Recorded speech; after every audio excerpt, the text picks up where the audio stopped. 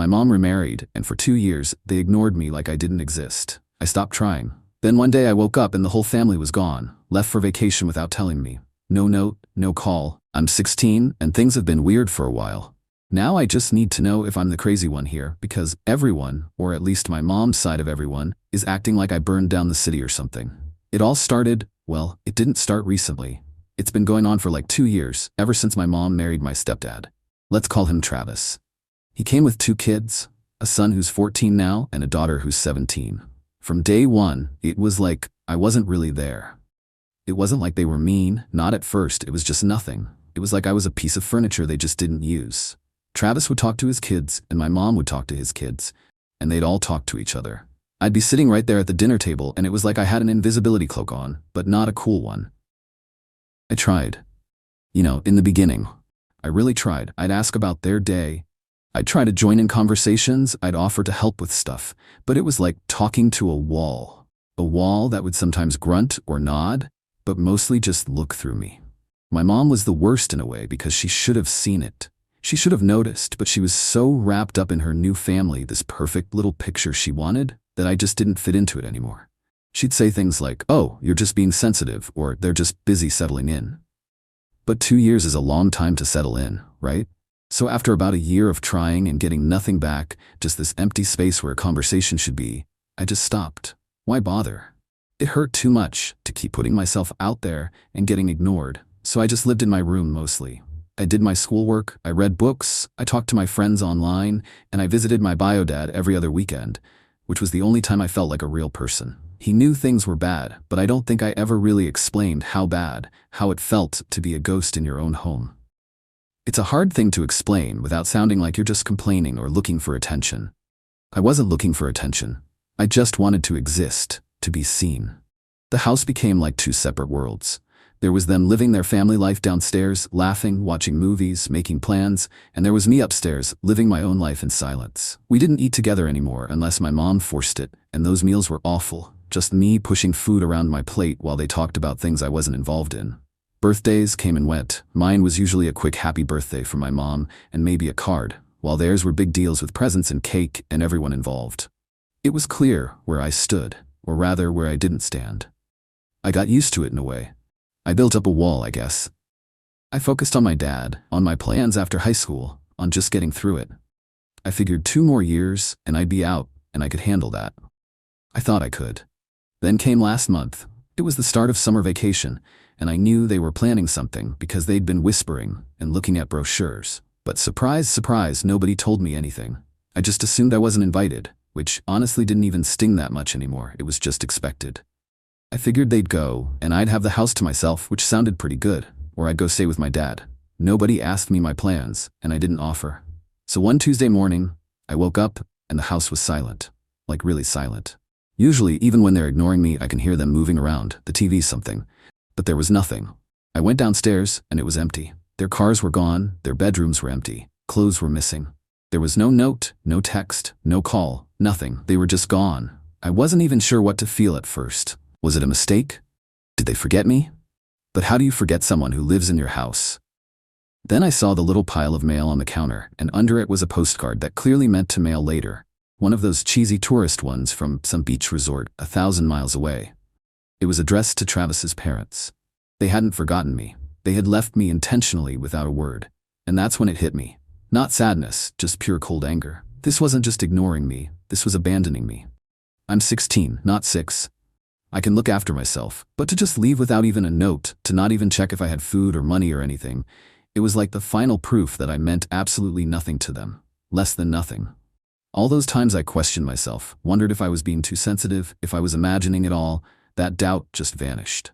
I knew with absolute certainty that they didn't care if I lived or died, as long as I didn't interfere with their perfect family. I stood there in that empty house, and something just snapped. I wasn't going to be their ghost anymore.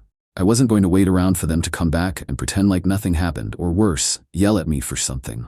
I was done, completely and utterly done. I went upstairs and packed my bags. I took everything that mattered to me, my clothes, my books, my laptop, my pictures, everything. It didn't take long because I didn't have much that tied me to that house. Then I called my dad.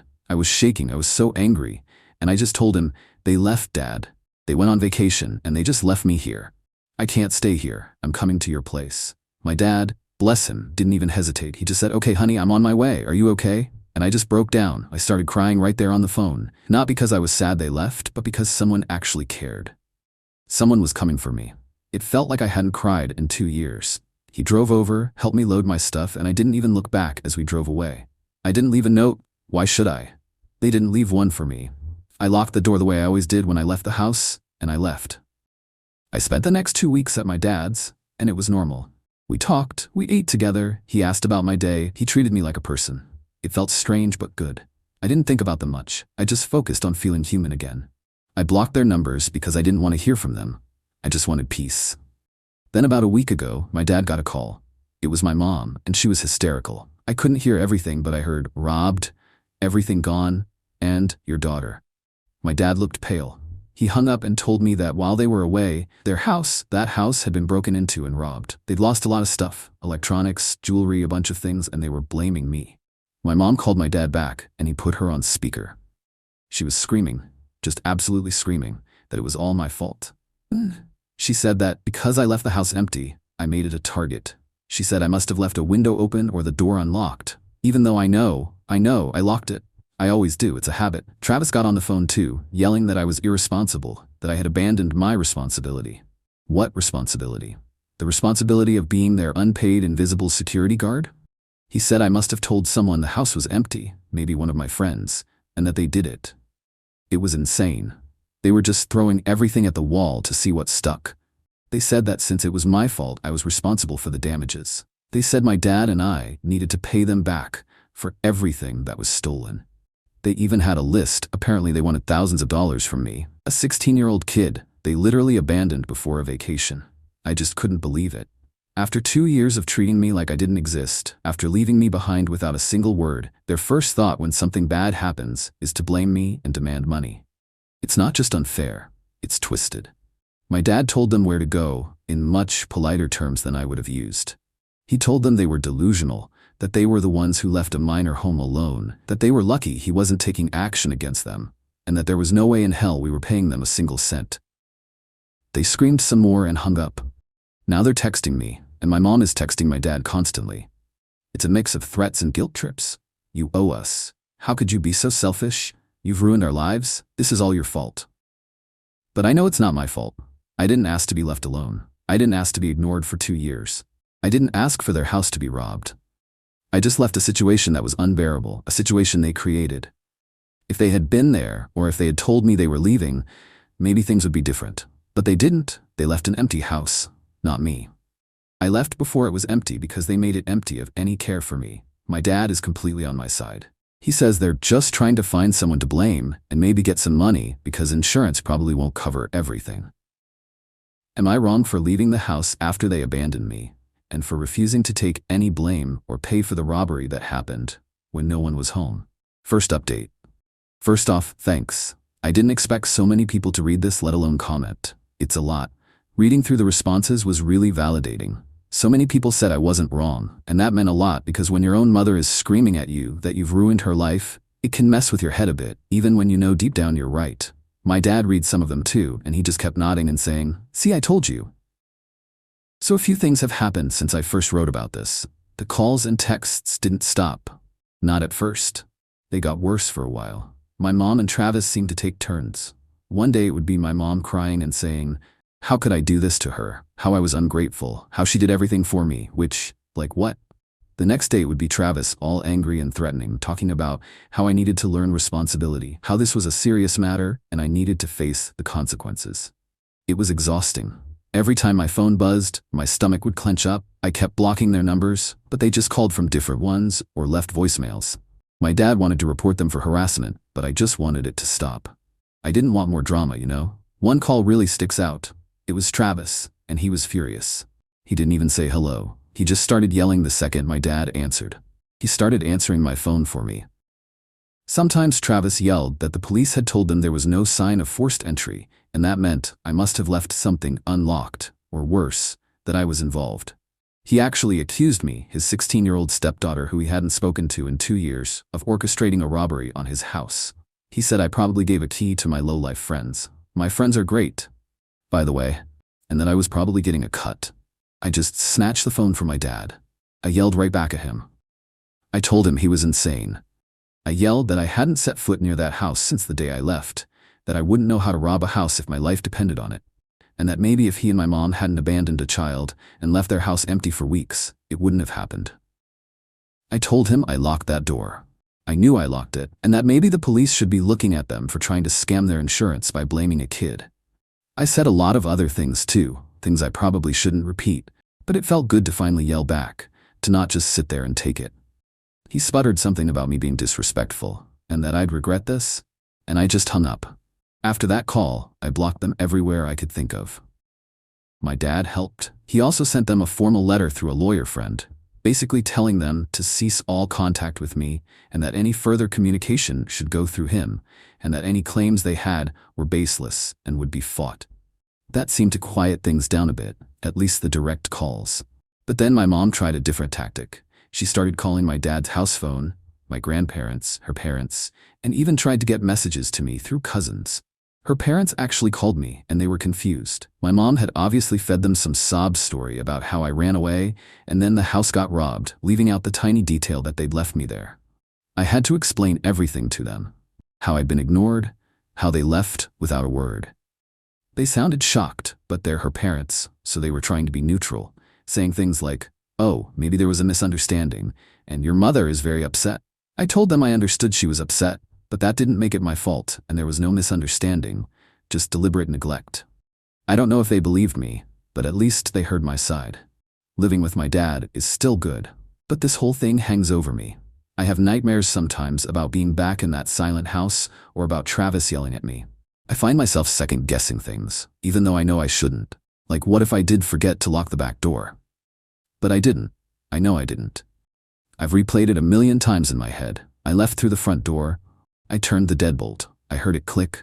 I pulled the handle to check it was locked. I always do that. It's an instinct. They're just looking for an easy target because they can't face their own carelessness. The police haven't contacted me or my dad, which my dad says is a good sign. It probably means they don't buy Travis's crazy theory about me being involved. They probably see it for what it is. A house left empty during vacation got robbed, which happens all the time. So I'm not wrong. I'm pretty sure of that now, thanks to everyone and my dad. But it doesn't make it easy. It's hard to deal with the fact that my own mother could treat me like this, could value her stuff more than her daughter, and could try to pin such a horrible thing on me. It's a lot to process, and I'm still angry. I don't know what will happen next, but I'm not backing down. They wanted me gone. They got their wish.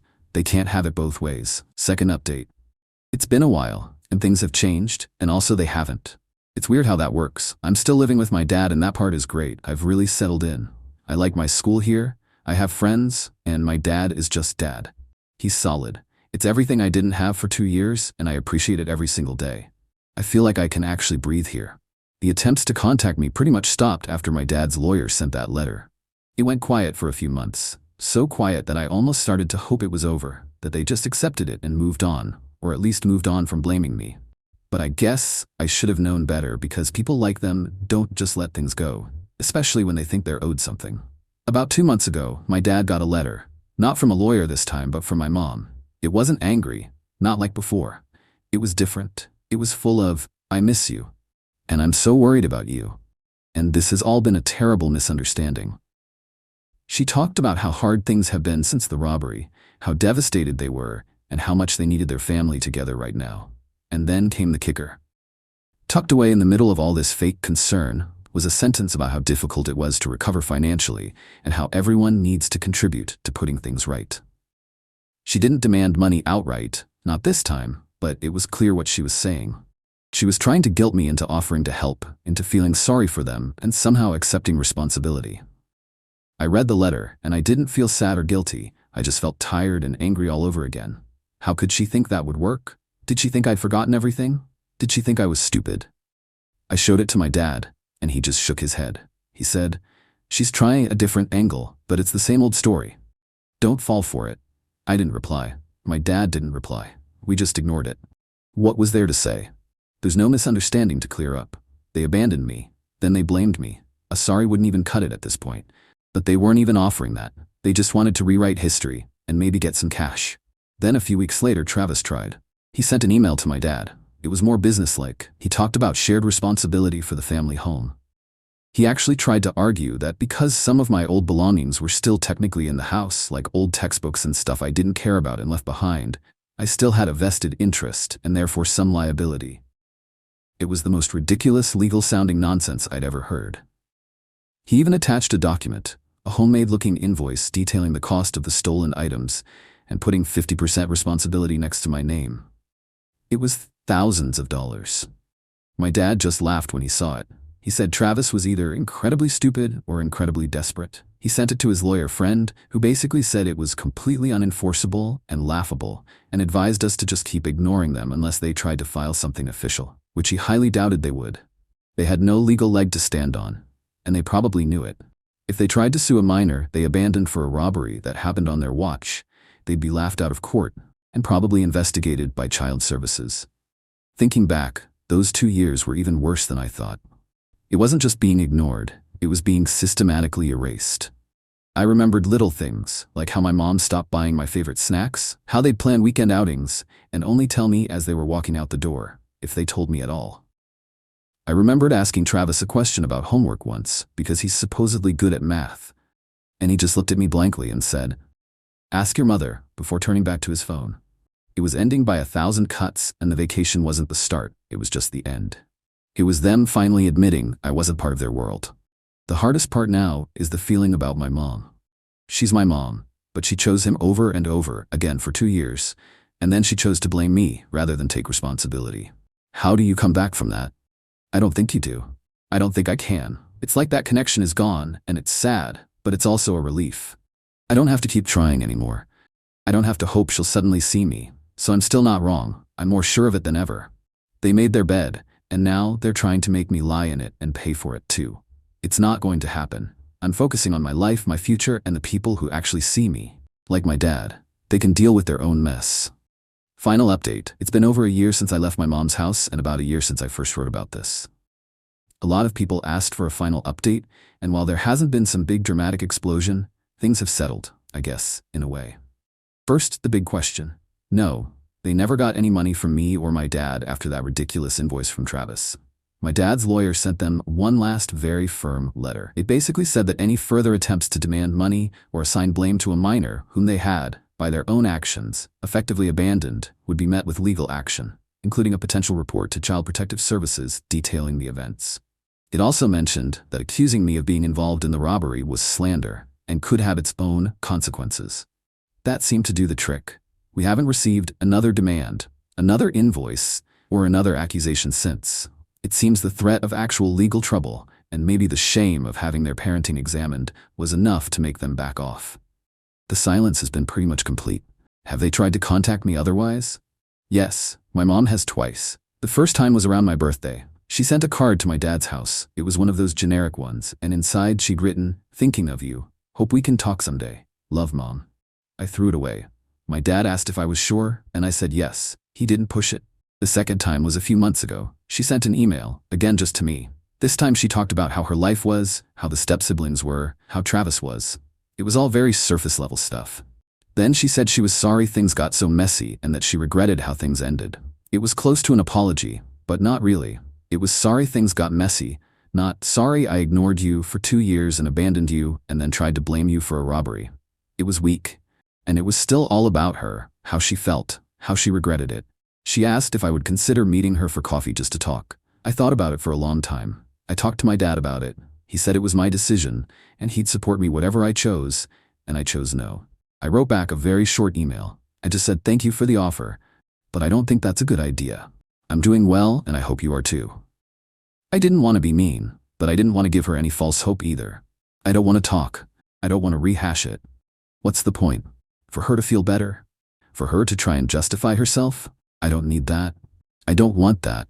I lived through it. I know what happened, and I don't need her version of it. She hasn't replied to that, and I don't expect her to. I heard through the grapevine, my grandparents, who I talk to occasionally now, they're still trying to be neutral, but I think they understand more now that they never caught who robbed the house. The insurance apparently didn't pay out as much as they hoped, and they had a tough time financially for a while. Part of me should maybe feel bad about that, but I don't. It sounds cold, but it's their problem. It's a consequence of their choices, not mine. They chose to leave their house empty and vulnerable. They chose to treat me horribly. That's on them. Life with my dad is my new normal.